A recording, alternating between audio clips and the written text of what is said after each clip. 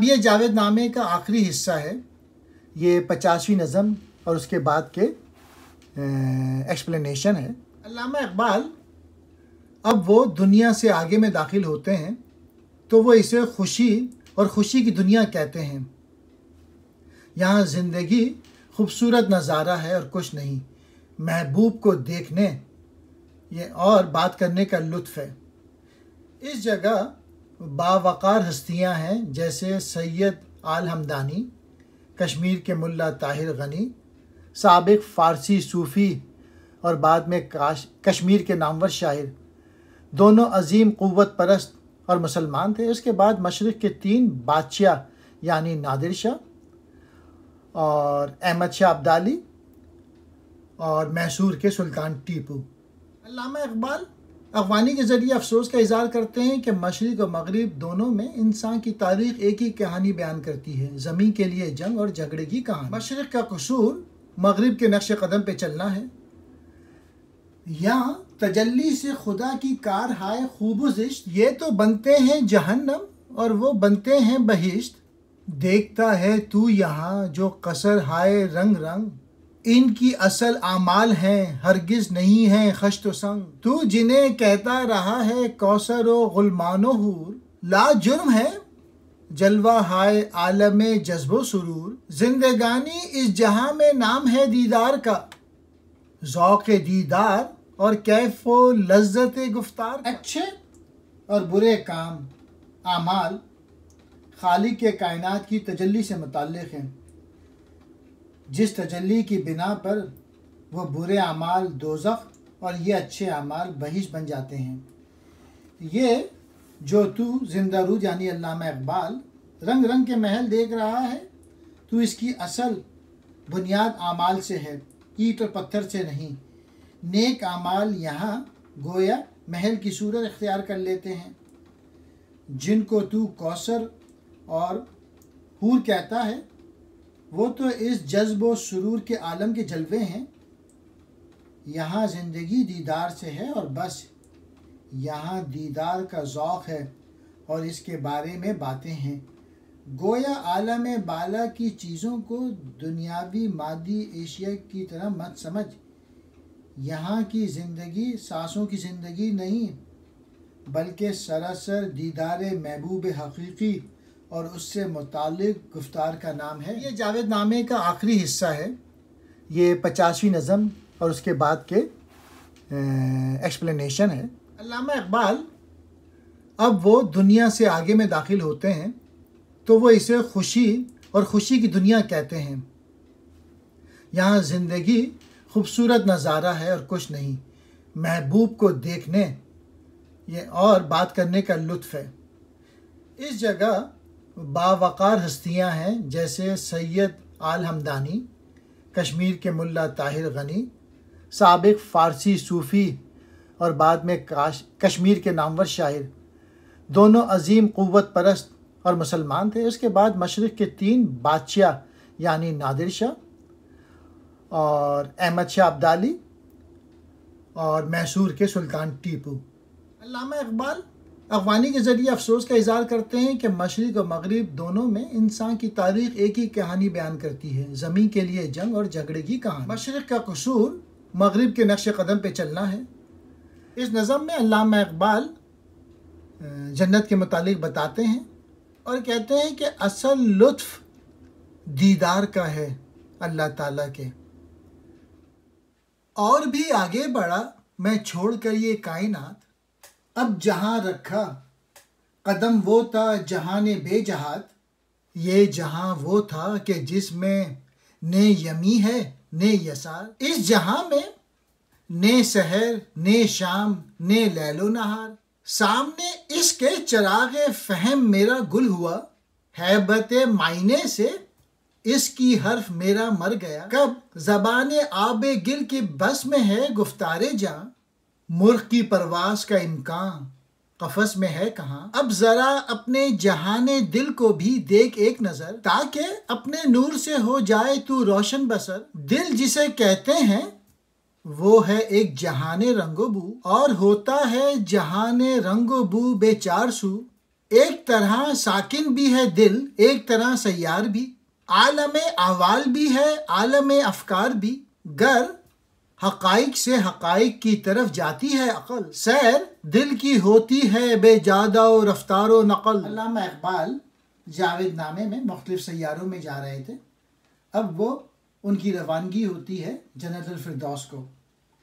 میں اس کائنات کی حد سے گزر گیا اور میں نے ایسے جہاں میں قدم رکھا جو طرفوں سے بے نیاز تھا، اس میں مشرق و مغرب وغیرہ نہیں تھی، یہ جہاں دائیں اور بائیں کے بغیر ہے، گویا طرفوں یا سمتوں کے بغیر، یہ جہاں رات اور دن سے بھی فارغ ہے، یہاں نہ کوئی رات ہوتی ہے اور نہ کوئی دن۔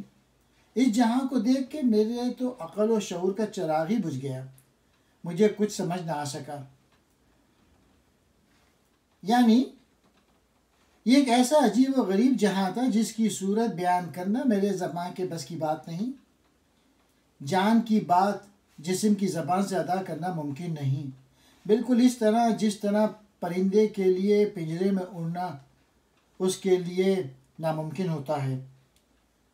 تو ذرا دل کی دنیا پر نظر ڈال تاکہ تو اپنے نور سے روشن بصر ہو جائے۔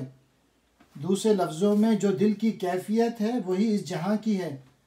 جب تو روشن بصر ہو جائے گا تو اس جہاں کو صحیح معنی میں دیکھ اور سمجھ سکے گا۔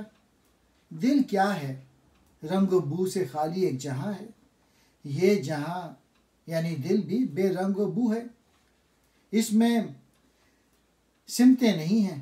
گویا جہان لامکاں کی کیفیت و صورت سمجھنے کے لیے دل پر غور کیا جائے تو واضح ہو جائے گا۔ یہ دل ساکن بھی ہے اور ہر لحظہ حرکت میں رہتا ہے، یعنی متضاد کیفیت ہیں۔ دل احوال اور افکار کا جہاں ہے، اس کی ان کیفیات پر عقل حیران ہے۔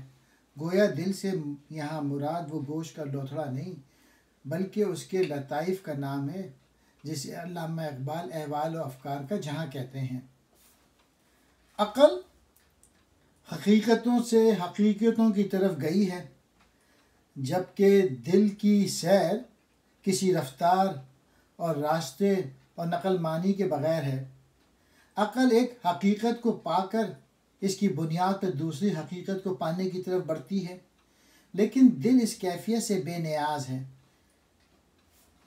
یعنی دل وہ رفتار اور رستہ وغیرہ کے بغیر ہی سفر جاری رکھتا ہے اور اس کی ضرورت تو عقل کو رہتی ہے۔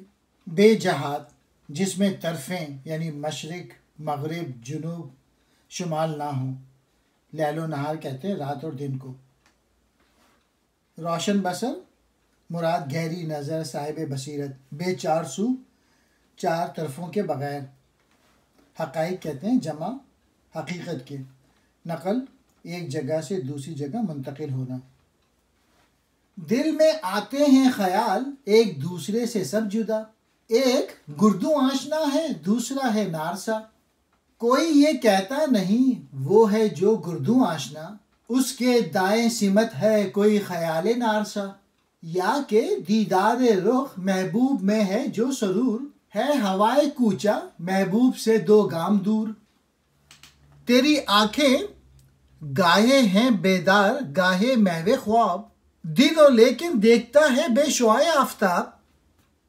اب جہان دل پر اپنے اس جہاں کا کر قیاس، یہ جہاں وہ ہے جہاں درماندہ ہیں سارے حواس، یہ الگ ہے ایک عالم یہ جدا ہے ایک جہاں، اصل اس کی اور ہے دیگر ہے اس کا کن فکاں، یہ جہاں ہے لازوال و ہر زمان نوحے دیگر، یہ نہیں آتا سمجھ میں گرچہ آتا ہے نظر، ہر زمان تازہ بتازہ نو بنو اس کا کمال، ہر زمان تازہ بتازہ نو بنو اس کا جمال۔ علامہ اقبال جنت کے مقام کو دیکھ کے مزید کہتے ہیں کہ دل کے اندر سینکڑوں قسم کے خیالات پیدا ہوتے ہیں، لیکن ہر خیال ایک دوسرے سے الگ ہوتا ہے۔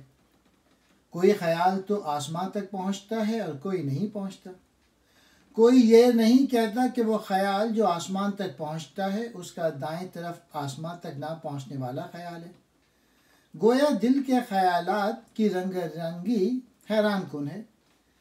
یا وہ سرور کے جو دوسرے یا محبوب کے دیدار سے آتا ہے، یا وہ سرور کے جو دوست اور محبوب کے دیدار سے آتا ہے، وہ محبوب کے کوچے کی آرزو کے نصف قدم پر ہے۔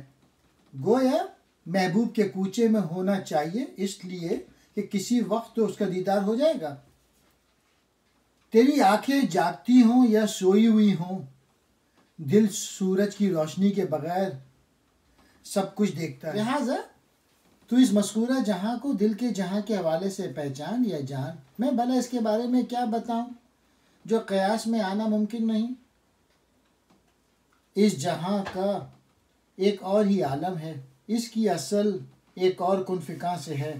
گویا اس دنیا کی تخلیق کسی اور انداز سے ہوئی ہے۔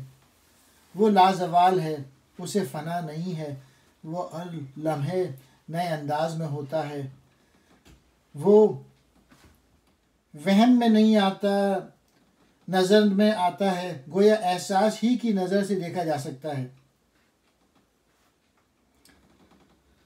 ہر لمحے اس کا ایک اور ہی یا نیا کمال ہوتا ہے، اور ہر لحظہ اس کا جمال نیا ہوتا ہے۔ کن فکاں تخلیق کائنات سے متعلق اللہ تعالیٰ کا ارشاد ہے کہ جب میں نے کن ہو جا کہا تو فیکون وہ ہو گئی، وجود میں آ گئی۔ ساحت کہتے ہیں وسعت کو۔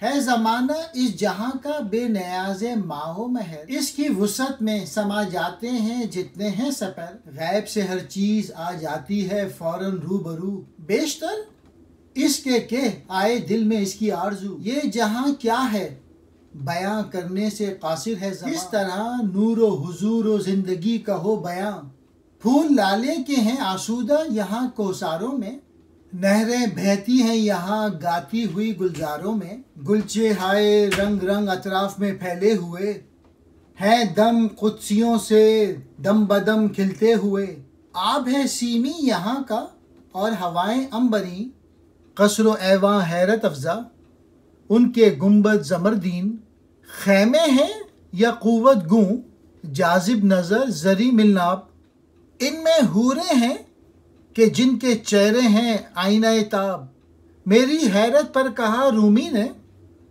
اے سید قیاس آگے بڑھ اب ترک کر کے اعتبارات حواس۔ علامہ اقبال مزید جنت الفردوس کے بارے میں بتاتے ہوئے کہتے ہیں اس کے دن رات سورج اور چاند سے بے نیاز ہیں، اس کی وسعت یا اس کے ایک گوشے میں 9 آسماں سما جاتے ہیں، انتہائی وسعت کا حامل ہے۔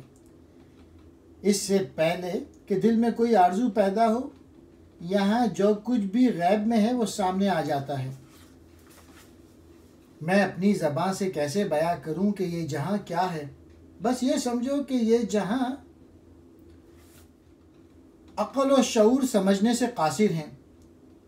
اس کے پہاڑوں میں لالے کے پھول آرام کر رہے ہیں، موجود ہیں، اس کے گلزاروں اور باغوں میں نہریں جاری ہیں، رواں دواں ہیں، یہاں سرخ و سفید اور نیلے غلچے ہیں جو فرشتوں کے دم سے کھلتے ہیں، اس کے پانی چاندی کی طرح سفید ہیں اور اس کی ہواؤں میں عنبر کی خوشبو ہے، اس کے گنبد اور محل زمرد کے بنے ہوئے ہیں، یہاں کے خیمے یا قوت کے رنگ کے ہیں اور ان خیموں کی تنابیں رسیاں سونے کی ہیں، ان خیموں میں ایسے حسین ہیں جن کے چہرے آئینے کی سی چمک رکھتے ہیں۔ رومی نے مجھ یعنی زندہ رود علامہ اقبال سے کہا کہ تو جو قیاس میں گرفتار ہے حواس کے اعتبارات سے گزر جا، مطلب یہ کہ جن چیزوں کا ذکر اوپر ہوا ہے وہ مادی اشیاء نہیں ہیں کہ انہیں قیاس میں لایا جا سکے، وہ تو قیاس و احساس سے ماورا ہیں۔